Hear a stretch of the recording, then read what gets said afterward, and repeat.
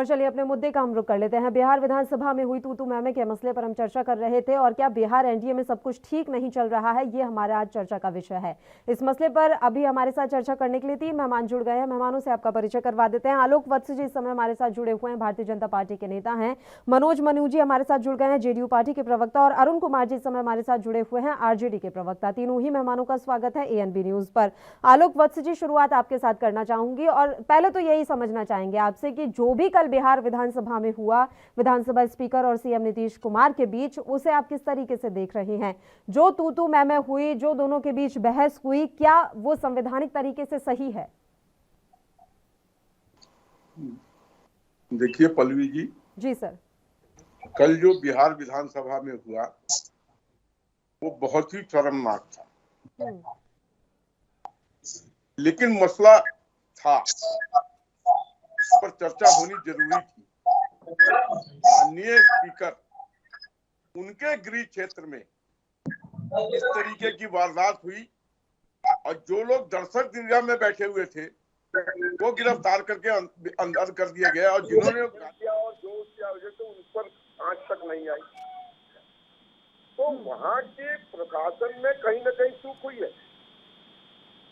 आप खुद सोचिए कि अगर मैं और आप किसी बड़े पद पर हों और इस तरीके की घटना हमारे ही जनपद में हो जाए, हमारे ही कॉन्स्टिट्यूएंसी में हो जाए, तो हम क्या मुंह लेकर जाएंगे वहां के लोगों के पास कि आप बिहार क्या चलाइएगा? आपको अपना जगह पर ही आप मार खा रहे हैं। ये दर्द जो शासन का था, जो माननीय स्पीकर का था, वो बिल्कुल जायज था। इस पर मुख्यमंत्री को क्रोधित नहीं होना चाहिए था, उनको तत्काल इस पर कोई राहत देनी चाहिए था, जिससे कि आसन पर बैठे स्पीकर की गरिमा उसके क्षेत्र में बची रहे। हमें कोई लड़ाई थोड़ी है, हम तो उनके साथ हैं, हम तो उनके साथ कितने वर्षों से चल रहे हैं। लेकिन अभी जो कुछ हो रहा है पल्लवी जी, वहां के पुलिस को जो ये दारू उन्मूलन अभियान में लगा दिया गया है, उससे उसके बाद लॉ एंड ऑर्डर में टाइम देने के लिए बहुत कम समय बच गया और आए दिन इस तरीके की वारदात, लूट, छीना झपटी, डकैती, चोरी, ये बढ़ गया है।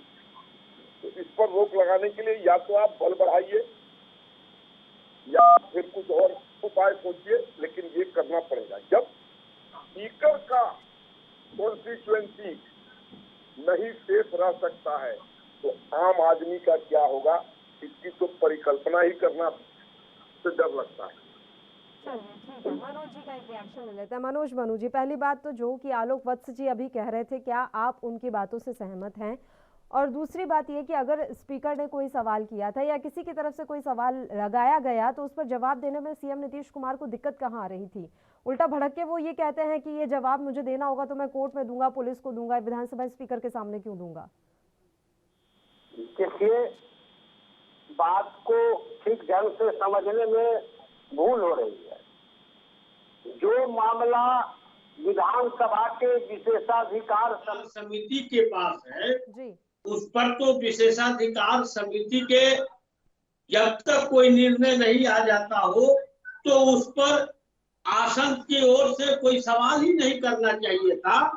और जहां तक इस सवाल को दूसरे जिले के विधायकों के द्वारा पार्टिकुलर क्षेत्र के बारे में, घटना के बारे में पूछा गया तो माननीय मंत्री ने उनका जवाब दिया कि वहां ये घटना हुई है, 3 घटनाएं जो है तो अपराधियों के द्वारा हुई है, बाकी के द्वारा ये हुई है, उस पर कार्रवाई की जा रही है। ये तो उन्होंने जवाब दिया ही है, जवाब उन्होंने नहीं दिया इस तरह की बात थोड़े है। लेकिन जब जो नियमन होता है बिहार विधानसभा का, जो आसन के पास अधिकार है, उस अधिकार से बाहर जाकर और ये आसन को भी समझना चाहिए कि उन्होंने अपने क्षेत्र के सवाल पर वो उस चीज को बोल रहे हैं और उस सवाल को बोल रहे हैं जिस सवाल को उन्होंने विशेषाधिकार समिति को सौंपा है। और आज उन्होंने विशेषाधिकार समिति की बैठक बुलाई तो उस विषय पर वो सोचल थे, वो कोई भी निर्णय लेने के लिए उनके पास था। विशेषाधिकार समिति की ओर से बैठक के जो फैसला होगा उस पर वो कोई भी निर्णय ले सकते हैं। कोई थोड़ा है कि उन पर कोई अध्यक्ष के ऊपर कोई रोक हो, लेकिन जब अध्यक्ष जी के द्वारा जब विधानसभा के नियम संवैधानिक कार्यपालिका न्यायपालिका से अलग हटकर जब बात हुई तो मुख्यमंत्री जी ने उनको नियम के आपसे मैं यही जानना चाहूंगी कि ये समझदारी, ये अंडरस्टैंडिंग खत्म आखिर क्यों होती जा रही है? क्योंकि ये कोई नया मसला नहीं है, लगातार बिहार एनडीए में रार चली आ रही है और अब तो खुलकर सामने आने लगी है। ये नौबत कैसे आ गई, इस पर हम बात करेंगे। एक छोटे से ब्रेक के लिए यहाँ रुक रहे हैं, जल्द हाजिर होंगे।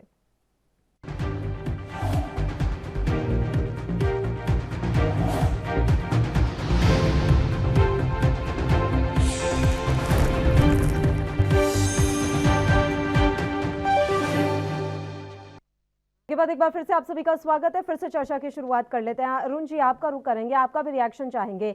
बिहार एनडीए में क्या सब कुछ ठीक ठाक चल रहा है या सारी चीजें बिखरती हुई दिखाई दे रही हैं? अरुण जी।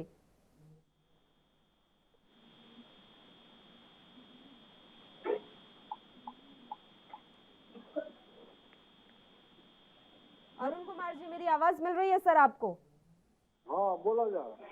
अरुण कुमार जी, आपकी प्रतिक्रिया चाहेंगे। बिहार एनडीए में क्या सब कुछ ठीक ठाक चल रहा है या फिर अब गठबंधन टूटता हुआ सा दिख रहा है? देखिए, गठबंधन चले या नहीं चले ये बड़ी बात नहीं है। सबसे बड़ी बात ये है कि विधानसभा में अध्यक्ष पद की गरिमा रहेगी कि नहीं रहेगी, ये बहुत बड़ी बात है। जिस प्रकार से कल नीतीश कुमार जी ने विधानसभा अध्यक्ष को और उंगली से इशारा कर बोलने का काम किया और जिस प्रकार से उन्हें दिखाने का काम किया, नीचा दिखाने का काम किया, ये संसदीय लोकतंत्र की परंपरा में बहुत ही दुर्भाग्यपूर्ण दिन माना जाएगा। विधानसभा के अंदर स्पीकर का एक बहुत बड़ा महत्वपूर्ण योगदान होता है और महत्वपूर्ण वो सदन सबसे सर्वोपरि होता है। आप देखते होंगे कि उनका आसन भी सबसे ऊंचा दिया जाता है। लेकिन कल जिस प्रकार से नीतीश कुमार जी ने विधानसभा अध्यक्ष को नीचा दिखाने का काम किया और उनको औकात बताने का काम किया, ये सबसे बड़ी बात है कि ये लोकतंत्र रहेगा या लोकतंत्र नहीं रहेगा, ये सबसे बहुत बड़ी बात है। और नीतीश कुमार जी ने कल लोकतंत्र की हत्या की।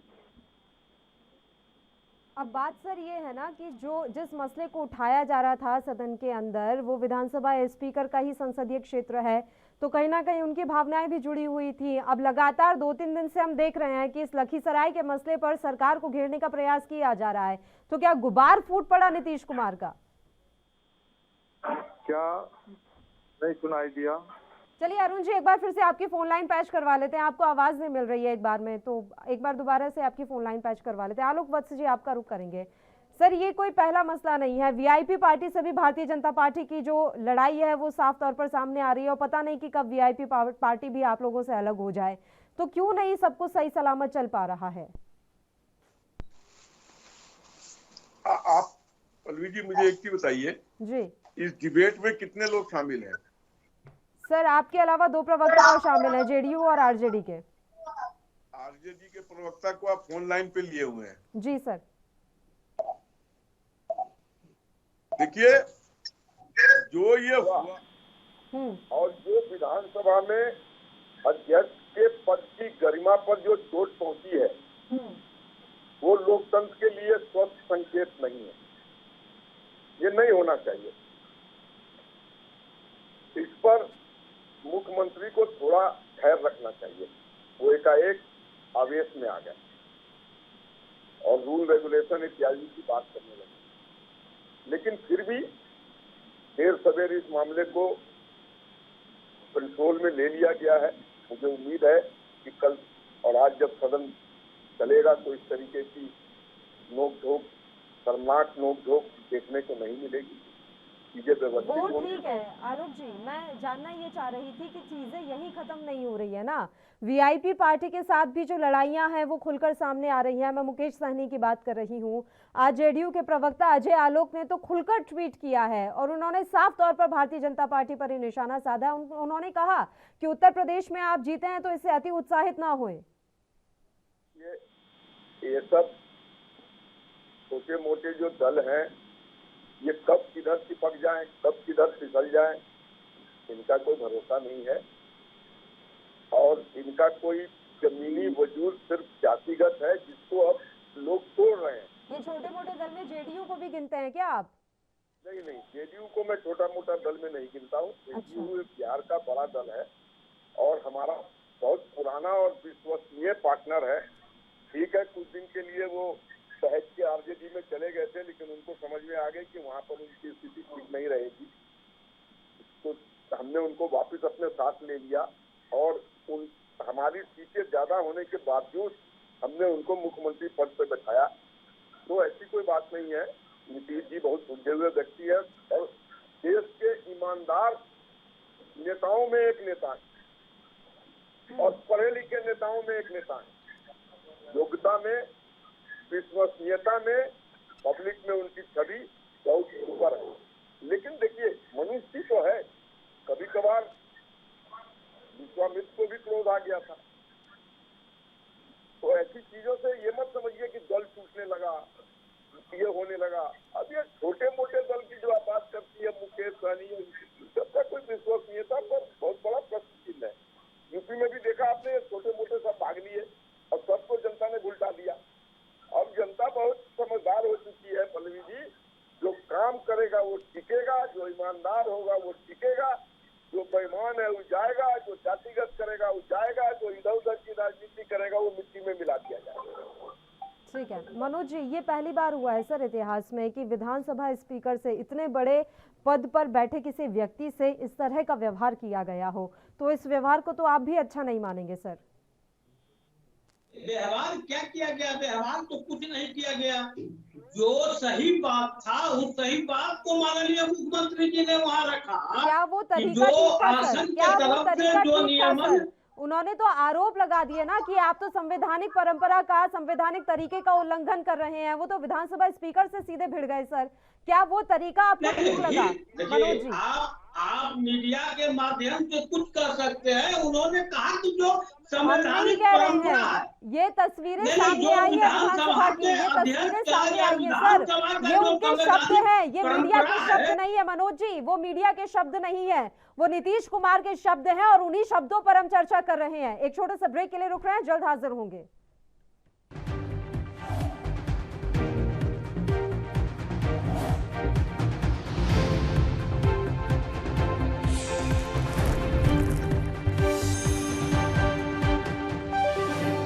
के बाद एक बार फिर से आप सभी का स्वागत है। चर्चा की शुरुआत कर लेते हैं। मनोज जी, आप ही का मैं रुक करूंगी सर। जो शब्दमाण नीतीश कुमार ने चलाए थे, उनका असर ये हुआ कि विजय सिन्हा आज सदन की कार्यवाही में शामिल होने के लिए पहुंचे ही नहीं है। ये अपडेट मैं दे दूं आपको, फिर आप ये मत कहिएगा कि उन्होंने किया क्या। नहीं, अब देखिए, ये उनका आज उन्होंने विशेषाधिकार समिति की बैठक तो बुलाई ना मैडम। ये कहाँ है कि वो अध्यक्ष नहीं है? हो सकता है किसी कारणवश वो उस समय नहीं रहे। विधानसभा के परिपाटी भी है, अध्यक्ष के उपस्थिति में उपाध्यक्ष या अन्य लोग जो है कार्यवाही को पूरा करते हैं। अगर उनके मन में कोई बात होता है तो आप विशेषाधिकार कार्यवाही को बीच में छोड़कर चले गए थे मनोज जी। क्या आप इस बात से भी इनकार कर देंगे कि कल भी विजय सिन्हा सदन की कार्यवाही अधूरी छोड़कर बीच में चले गए, आज वो सदन नहीं पहुंचे, उसके बाद भी आपको ये बात नहीं समझ आ रही है कि वाकई में वो नीतीश के शब्दों से आहत हुए हैं? और मैं किसी दल के बारे में बात नहीं कर रही हूं सर, मैं उस पद पर आसीत एक शख्स के बारे में बात कर रही हूं जिसकी गरिमा बनाए रखनी चाहिए थी। शब्द क्या उन्होंने कोई गाली गलौज किया क्या? उन्होंने यही कहा कि जो संवैधानिक परंपरा है उस परंपरा के खिलाफ सदन नहीं चलेगी। इसमें कोई गाली उन्होंने किसी को व्यक्तिगत रूप से उन्होंने नहीं दिया या कोई। आप देखिए, उन्होंने अध्यक्ष के आसन को यही कहा कि जो आसन का अधिकार है, जो नियम है, उस नियम से चले। उन्होंने कोई गलत भाषा का प्रयोग नहीं ये आरोप लगाना गलत है। और अध्यक्ष जी अगर इनसे खपा होते तो आज विधानसभा में विशेषाधिकार समिति की बैठक नहीं बुलाए हुए होते। तो मैं नहीं समझता हूँ कि अध्यक्ष जी खपा है या उनको बहुत बड़ा शौक लगा है। उन्होंने भी अपनी बातें कही और मुख्यमंत्री जी ने भी सदन की किस तरह से चलना चाहिए, सदन का क्या अधिकार है, क्या उनका कर्तव्य होना चाहिए, इस विषय पर उन्होंने बात कही है। कोई व्यक्तिगत रूप से उन पर कोई आरोप नहीं लगाया। उन्होंने तो स्पष्ट कहा कि उनके जांच चल रही है। हमने कहा है तो सब कुछ तो मुख्यमंत्री जी ने कहा ही है। आप कह रहे हैं कि व्यक्तिगत आरोप नहीं लगाया, क्या आपने सुना नहीं नीतीश कुमार ने क्या कहा? क्या नीतीश कुमार ने जो बयान दिया विधानसभा में खड़े होकर, वो मनोज जी आपने सुना नहीं? खुद नीतीश कुमार ने व्यक्तिगत आरोप लगाते हुए विजय सिन्हा से कहा है कि आप संवैधानिक गरिमा का उल्लंघन कर रहे हैं, आप संवैधानिक तरीकों का उल्लंघन कर रहे हैं। क्या ये व्यक्तिगत आरोप में नहीं आता सर? नहीं, उन्होंने अगर उसका उल्लंघन किया, जब विशेषाधिकार समिति के पास ये मामला है तो वो कह नहीं सकते हैं क्या? अब राष्ट्रपति जी कोई गलत काम करेंगे, गलत नियम करेंगे तो प्रधानमंत्री जी चुप रहेंगे क्या? अगर सदन के नेता मुख्यमंत्री भी हैं तो उन्होंने सदन से किस तरह चलना चाहिए? अगर गरिमा का उल्लंघन हो रहा है तो अपनी बात में उन्होंने कहा, कोई उन्होंने व्यक्तिगत रूप से उनके ऊपर कोई गाली गलौज नहीं किया। मैडम अच्छा, मतलब गाली नहीं दी तो मतलब कुछ नहीं हुआ। आप कुछ भी कह लीजिए, बस गाली मत दीजिए। ये अच्छा आप लोगों का फंडा है। Very good. आलोक वत्स जी आपका रुख कर लेते हैं। नहीं ठीक है सर, आप एक बार आलोक जी का रुख करने दीजिए। आप विधानसभा में तो किसी को बोलने नहीं देते, तो ये विधानसभा नहीं है, ये विधानसभा नहीं है। यहाँ चर्चा हो रही है, यहाँ सब बोलेंगे। आलोक वत्स जी आपका रुख कर लेते हैं। ये बात साफ तौर पर कही जा रही है जेडीयू की तरफ से कि बेमतलब का तूल दिया जा रहा है इस मामले को। आप भी मान रहे हैं कि कुछ नहीं हुआ विजय सिन्हा के साथ, आप लोग बेमतलब में इन चीजों को खींचने का काम कर रहे हैं। नहीं, ऐसा नहीं है। जरूर मुख्यमंत्री थोड़ी आवेश में थे और उन्होंने आसन को बहुत सी चीजें बताने का काम किया। संविधान तक का उन्होंने कहा कि आप संविधान पढ़ के आए। ये सारा लोगों ने देखा है, पढ़ा है। समाजवादी पार्टी वालों की एक पुरानी परंपरा है, जोर शोर से कभी कभी वो चाहते हैं कि चीजों को दबा दिया जाए। ऐसा नहीं होना चाहिए। सदन की एक गरिमा होती है, गरिमा को मेंटेन रखना है हम सभी का कर्तव्य है। इससे दूसरे लोगों को इस तरीके घटनाक्रम से दूसरे दलों को जो घात लगाए बैठे हैं उनको बल मिलेगा। ये आपने देखा कि मैंने पूछा ना कि ये तीसरे कौन है जो इस ग्रुप में जुड़े हुए हैं, सब आपने बताया कि राजद वाले हैं, क्योंकि मैं तस्वीर नहीं देख पा रहा था। उन्होंने जो बयान दिया है, उन्होंने तो स्पष्ट तौर पर मुख्यमंत्री पर उंगली उठाई है कि उन्होंने गलत किया है। तो इन लोगों को मौका मिला ना हमारी। आलोक जी, मौका कुछ इस तरीके से लपका गया है कि जो विपक्षी विधायक हैं आज सदन में काली पट्टी बांध कर आए हैं, विजय सिन्हा के पक्ष में खड़े और मुख्यमंत्री के विपक्ष में। तो मैं ये मान लूं कि आरजेडी ने अब ये रणनीति तय कर ली है कि मुख्यमंत्री नीतीश कुमार को तानाशाह दिखाना है। देखिए, आरजेडी और समाजवादी पार्टी यूपी में, इन लोगों को कोई थोड़ा सा मौका दीजिए, आई लोग उसको बुलाने के लिए तैयार हो जाते हैं, क्योंकि अपना मुद्दा इसके पास कुछ है नहीं। ये तो लूट खसोटों का पार्टी है, जातिगत लोगों का पार्टी है। जातिगत जोड़ तोड़ पर जो यूपी में है एमवाई, वही एमवाई का फॉर्मूला यहाँ भी है। यहाँ भी जो डिसग्रंटेड एलिमेंट है, कुछ जदयू से नाराज हो गए, कुछ बीजेपी से नाराज हो गए, और कुछ जो आया राम गया राम है, जिनका काम ही है किसी में चिपक जाना, इधर से निकल के उधर। वो छोटे से चुंबक है, फटाक से किसी में जाके चिपक जाते हैं। आप चिपकने पर क्या पैसा मिलता है, क्या पद मिलता है, ये तो वही जाने। लेकिन जनता जानती है कि बगैर पौधा पैसा के नहीं चिपका होगा, ये सिद्धांत पर नहीं दिया होगा। तो इन लोगों को तो ये सब मौका मिल जाता है। ठीक है, थोड़ी देर के लिए रोक रही हूँ आपको। एक छोटे से ब्रेक के लिए हमें यहाँ पर रुकना है। ब्रेक के उस पर चर्चा लगातार जारी रहेगी, जल्द हाजिर होंगे।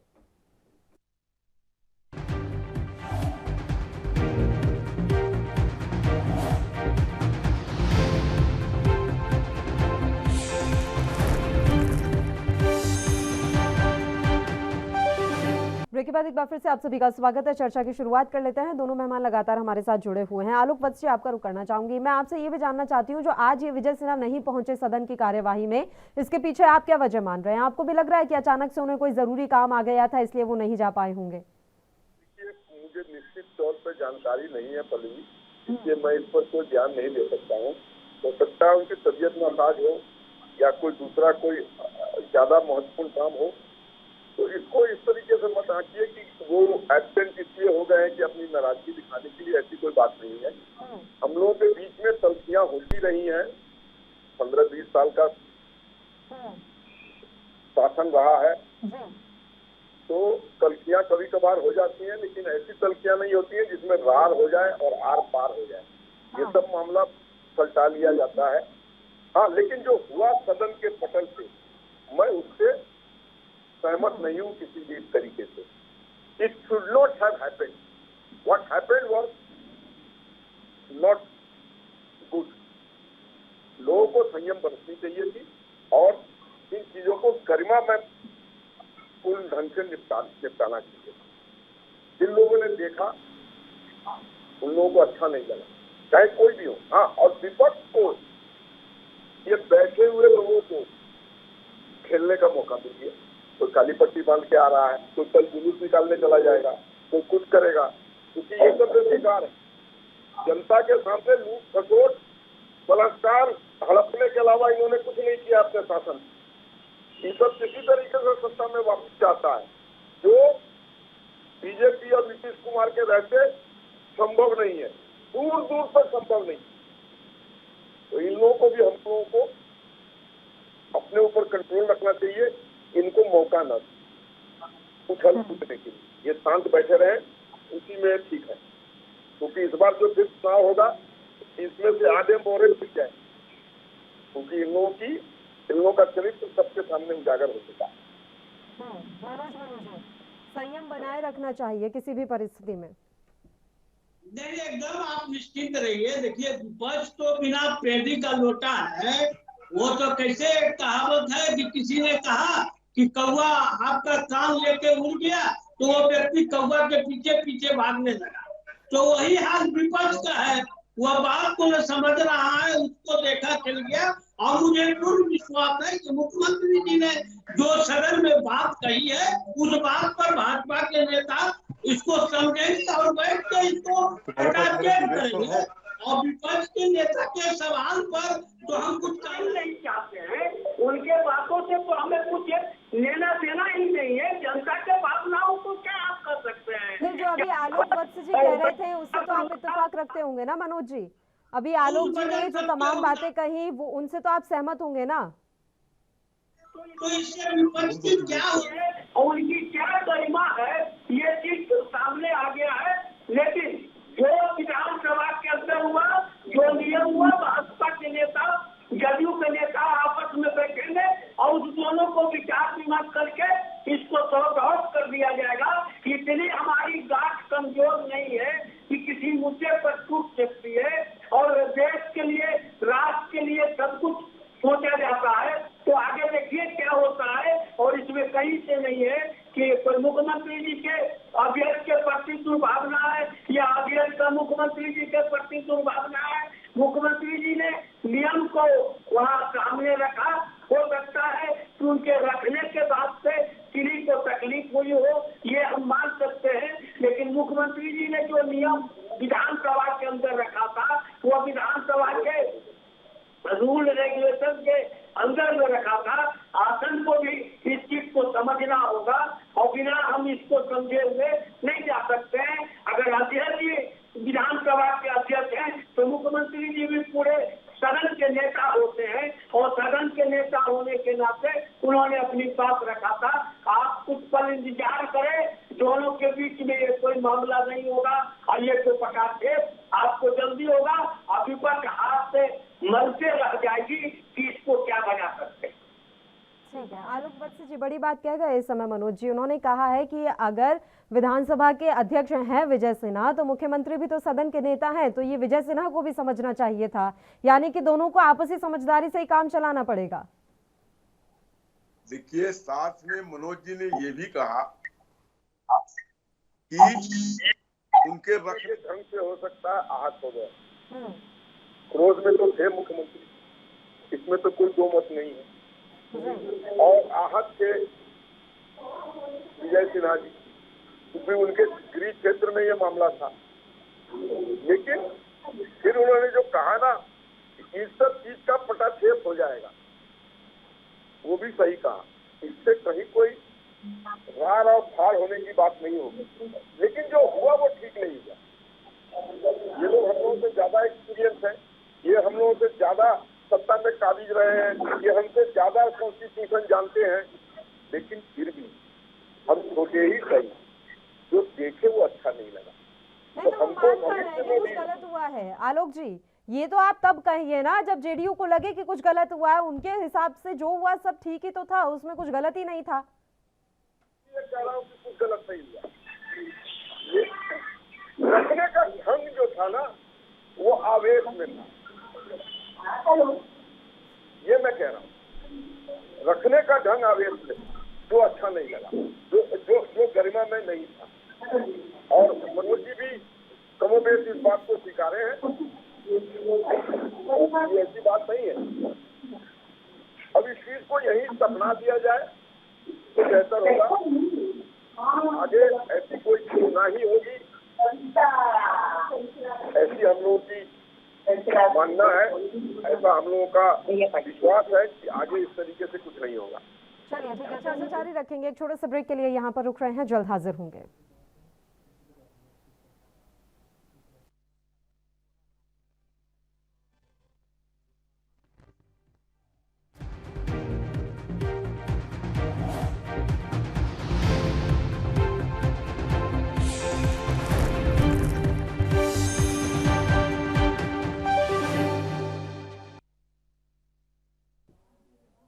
ब्रेक के बाद एक बार फिर से आप सभी का स्वागत है। चर्चा की शुरुआत कर लेते हैं। दोनों मेहमान लगातार हमारे साथ बने हुए हैं। मनोज जी, अभी ये जानकारी मिल रही है कि सदन में विपक्षी जो नेता हैं वो लगातार नारेबाजी कर रहे हैं और उनकी एक ही मांग है कि सीएम नीतीश कुमार माफी मांगे।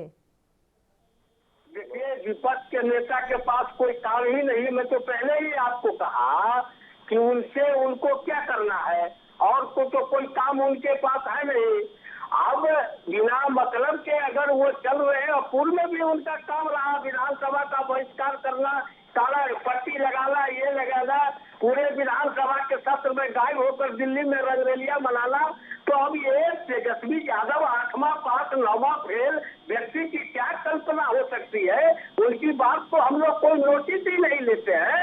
हम लोगों का जो काम है वो होगा, वो चल रहा है। आज ये विशेषाधिकार समिति की बैठक हुई होगी, उसमें कोई फैसला आया होगा, उस पर जो है सदन के नेता और ये लोग बैठकर उस पर कोई निर्णय लेंगे। अब उनका काम है सड़क पर आना, तो सड़क पर है। अब मुख्यमंत्री जी मानने तेजस्वी यादव वो बस सदन नहीं चलने दे रहे हैं, बार बार सदन की कार्यवाही स्थगित करनी पड़ रही है। अब ये बैठे बिठाए मौका विपक्ष को किसने दिया?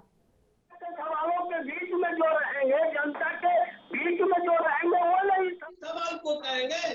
और मुख्यमंत्री जी को माफी मांगने का कोई सवाल ही नहीं उत्पन्न होता है। उन्होंने संवैधानिक नियम का हवाला देकर कहा वो कोई आम सदस्य नहीं है, पूरे बिहार विधानसभा के सदन के नेता हैं। तो अब कोई आदमी कह दे तो उस पर जो है हम लोग कहने के लिए होगा। अब काली पट्टी लगाकर चलेंगे उनको, ये इनका पुराना ही रवैया रहा है। आज देख लीजिए, विशेषाधिकार समिति का फैसला हुआ होगा, बैठक हुआ होगा, दोनों पार्टी के एनडीए में घटक दल इस पर विचार करके लाएंगे। मुझे पूर्ण विश्वास है कि मुख्यमंत्री जी ने जिन बातों को सदन में रखा, उसको भाजपा से लेकर तमाम जो हमारे सहयोगी दल हैं उसको देखेंगे, उस पर कोई फैसला लेंगे। अब तेजस्वी यादव 8वां पास 9वां फेल व्यक्ति के कहने से कोई माफी मांगने लगे तो ये तो अलग बात है। उनकी क्या जिसे आप तो 8वां पास 9वीं उनको फेल कह रहे हैं ना सर, उसकी पार्टी कौन से नंबर पे है?